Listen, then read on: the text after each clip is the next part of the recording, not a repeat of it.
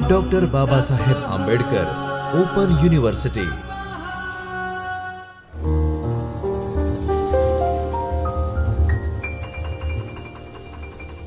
Doctor Baba Saheb Ambedkar open university ચૈતન્ય studio તરફથી હું doctor બીના પટેલ આપનું હાર્દિક સ્વાગત કરું છું. આજે આપણે અર્થશાસ્ત્રનો વિષય નાણાંની ચર્ચા કરીશું. ભારતના સંદર્ભમાં નાણાંનો ઇતિહાસ. નાણાંની આપણે વિશ્વ કક્ષાએ વાત કરી, પરંતુ હવે આપણે આપણી અર્થવ્યવસ્થાની વાત કરી કે ભારતમાં નાણાંનો ઇતિહાસ શું રહ્યો હતો. જો આપણે પ્રારંભિક સમયની વાત કરીએ તો વિનિમય પ્રણાલી હતી, એટલે કે વસ્તુ વિનિમય પ્રથા, જેને અંગ્રેજીમાં આપણે કહીએ છીએ બાર્ટર સિસ્ટમ. ભારતમાં પણ એ જ અસ્તિત્વમાં હતી, જેમાં લોકો પોતાની વસ્તુ અને સેવાઓ મેળવવા માટે અથવા તો પોતાની જરૂરિયાતની વસ્તુઓ મેળવવા માટે સામાનની આપ-લે કરતા હતા.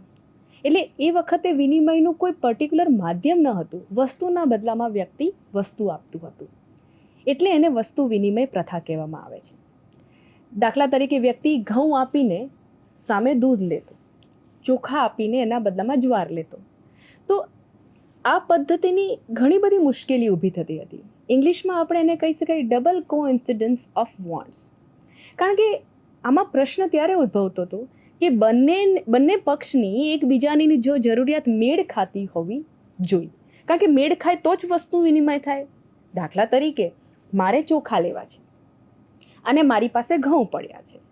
હવે સામેવાળા વ્યક્તિને જો ઘઉં લેવાની જરૂરિયાત હોય અને એની પાસે ચોખા હોય તો એ મને એના ચોખા આપવા તૈયાર થશે અને હું એને મારા ઘઉં આપવા તૈયાર થઈશ. તો અમારી વચ્ચે વિનિમય થશે, તો વસ્તુનો વિનિમય થશે. એટલે આ વ્યવસ્થામાં, પદ્ધતિમાં સૌથી મોટી મર્યાદા એ હતી કે બંનેની જરૂરિયાતો મેળ ખાવી જોઈએ. હવે દર વખતે તેવું ના બને ને કે સામેવાળાની જરૂરિયાતો મેળ ખાતી હોય. તો વસ્તુ વિનિમય પ્રથામાં આ સમસ્યા ઊભી થતી હતી અને એટલા જ માટે આ પદ્ધતિ લાંબા સમય સુધી ચાલી શકી નહીં. એટલે નાણાંના ઉદ્ભવની શરૂઆત ત્યારથી થાય છે કે નાણાંની જરૂરિયાતો ઊભી થઈ કે કેમ નાણું અસ્તિત્વમાં આવવું જોઈએ. કારણ કે વસ્તુ વિનિમય પ્રથાની પોતાની મર્યાદાઓ ઊભી થતી હતી. ઇવન 1 કિલો ઘઉં આપીએ કે 10 મણ ઘઉં આપીએ તો સામે ગાય જો કોઈએ ખરીદવી હોય અથવા ગાય લેવી હોય તો એનું મૂલ્ય કેવી રીતે માપવું? શું 1 કિલો ઘઉં, 5 મણ ઘઉં કે 10 મણ ઘઉં આપવા? બરાબર. તો આ બધા વ્યવહારિક પ્રશ્નો ઊભા થતા હતા કે ભાઈ વસ્તુના બદલામાં વસ્તુ આપી, પણ એ વસ્તુનું મૂલ્ય કોણ નક્કી કરશે? એ મૂલ્ય કેવી રીતે નિર્ધારિત થાય? તો આ બધી સમસ્યાઓ વસ્તુ વિનિમય પ્રથામાં ઊભી થતી હતી. ત્યારબાદ આપણે વાત કરીએ તો પ્રાચીન ભારતમાં ધાતુ નાણાંનો પ્રારંભ થયો, મેટાલિક કોઇન્સ. એટલે આપણે પૌરાણિક યુગની વાત કરીએ તો પ્રથમ સ્વરૂપ જે આપણને જોવા મળે છે નાણાંનું, એ પંચમાર્ક સિક્કા જોવા મળતા હતા. એ માર્ક કરેલા હતા. આ સિક્કા સોનાના હતા, ચાંદીથી બનાવેલા હતા, તાંબાનો ઉપયોગ થતો હતો, સીસાનો ઉપયોગ થતો હતો. એટલે પૌરાણિક યુગમાં અલગ અલગ સમયમાં અલગ અલગ ધાતુના સિક્કા વપરાતા હતા. ક્યાંક સોનું, ક્યાંક ચાંદી, ક્યાંક તાંબુ, તેનો ઉપયોગ થતો હતો. આ મૌર્ય યુગ પહેલાંની વાત ચાલી રહી છે એકચ્યુઅલી, અને ઈસવીસન 6મી સદી પૂર્વે સમયગાળાની આપણે ચર્ચા કરી રહ્યા છીએ, જ્યાં આ પંચમાર્ક સિક્કાનો ઉપયોગ થતો હતો નાણાં તરીકે. ઉદાહરણ તરીકે આપણે કહીએ તો મગધ, કૌશલ, અવંતી જેવા રાજ્યોમાં વિવિધ ચિહ્નવાળા સિક્કા વપરાતા હતા. ત્યારબાદ આવે છે મૌર્ય પીરિયડ. રાજા ચંદ્રગુપ્ત મૌર્ય અને અશોકના સમયમાં નાણાંની વ્યવસ્થા ખૂબ વ્યવસ્થિત રીતે સંગઠિત થઈ ગઈ હતી અને ત્યારે રૂપિયો શબ્દનો પ્રથમ ઉલ્લેખ આપણને આ સમયના સંદર્ભમાં જોવા મળે છે.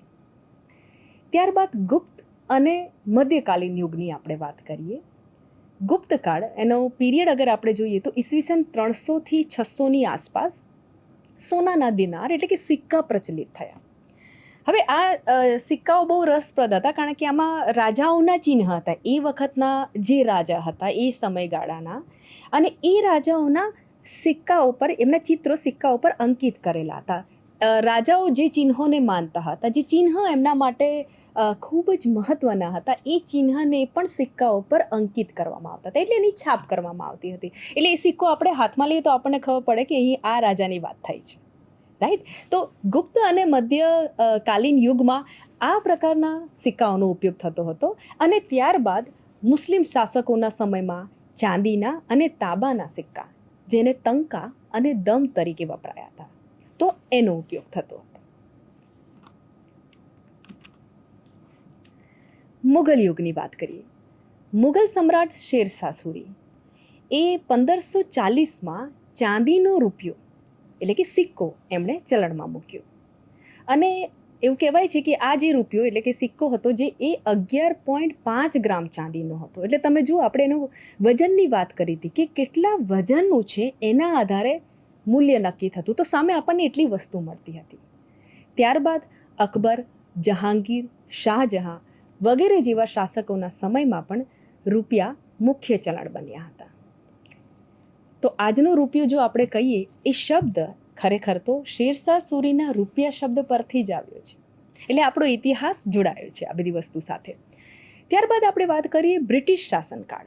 તો બ્રિટિશ શાસનકાળ દરમિયાન નાણાંની વ્યવસ્થા એકરૂપ બની હતી. આ લોકો એને એકરૂપ બનાવી હતી. અને 1835માં ઇન્ડિયન કોઇનેજ એક્ટ એ પાસ કરવામાં આવ્યો હતો. અને 1862માં પ્રથમ વખત ક્વીન વિક્ટોરિયાના ચિત્રવાળા સિક્કા બહાર પાડવામાં આવ્યા.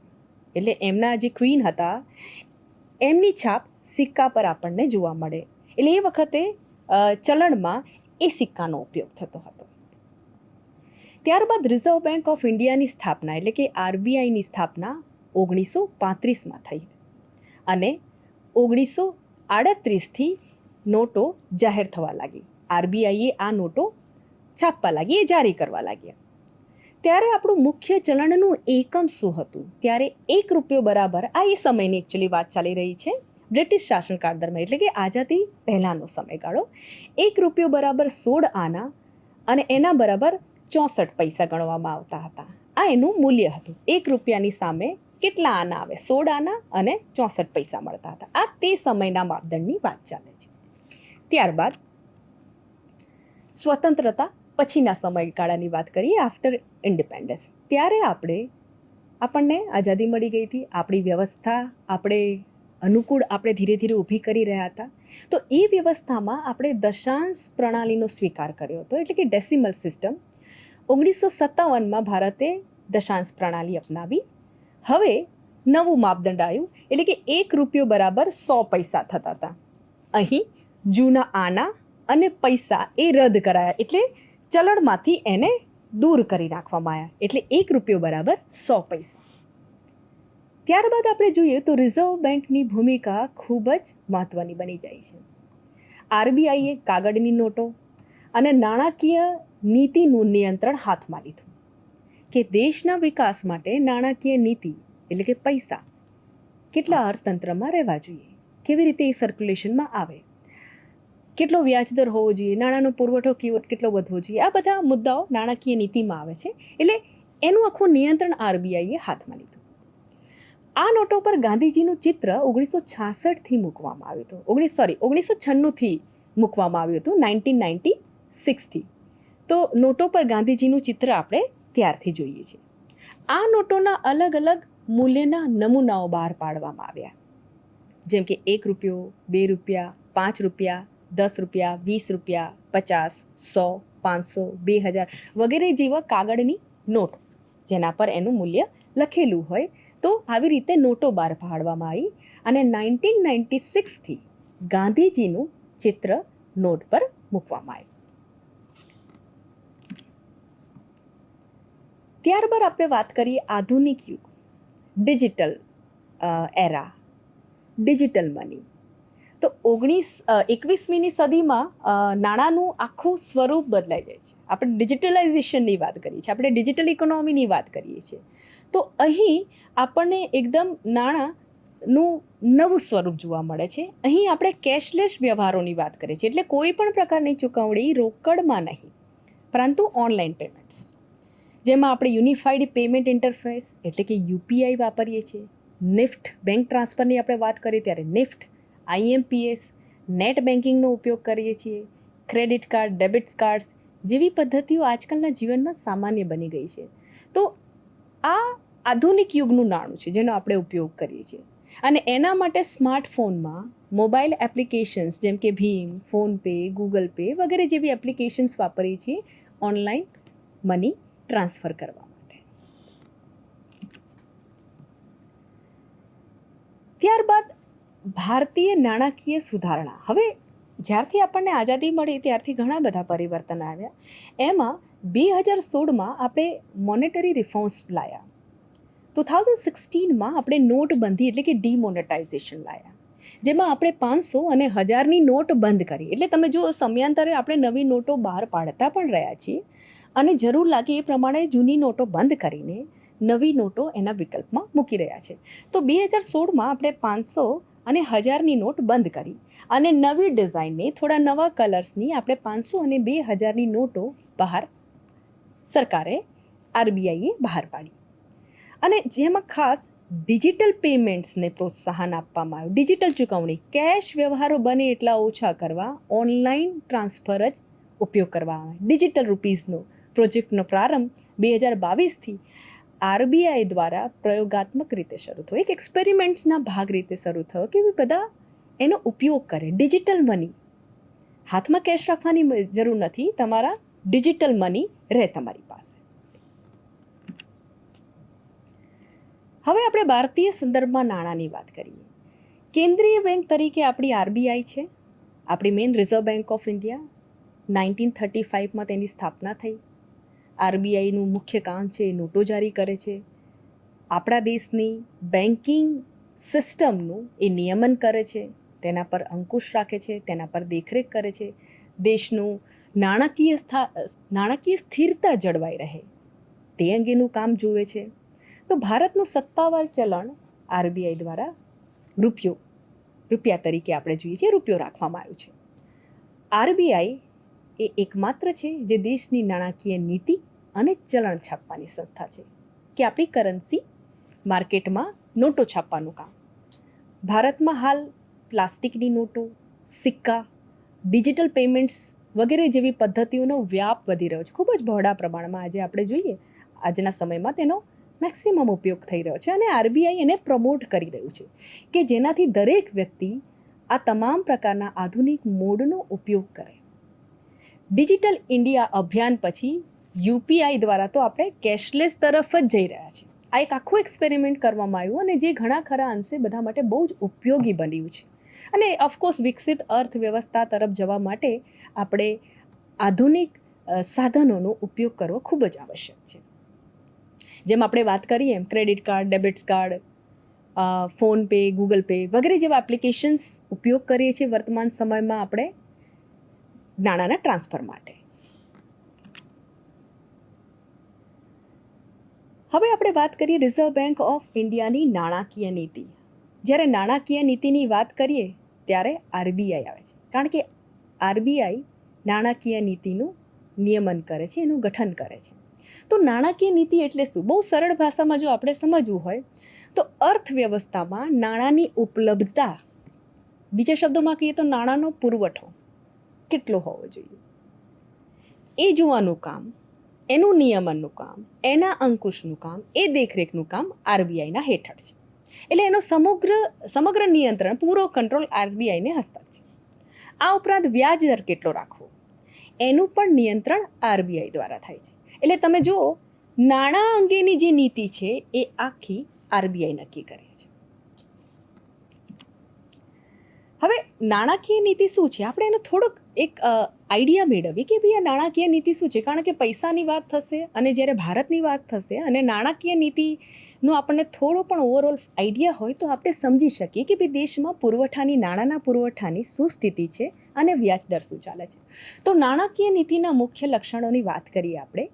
સૌથી પહેલાં તે મોંઘવારીને નિયંત્રણમાં રાખવાનું કાર્ય કરે છે. કારણ કે આપણે જેમ વ્યાખ્યામાં જોયું કે નાણાંની ઉપલબ્ધતા એટલે કે નાણાંનો પુરવઠો કેટલો હોવો જોઈએ અર્થતંત્રમાં. કારણ કે જો પુરવઠો વધી જાય, પૈસા ખૂબ અર્થતંત્રમાં વધી જાય તો લોકો પાસે પૈસા જાય અને લોકો ચીજ વસ્તુ અને સેવાઓની માંગ વધારે છે.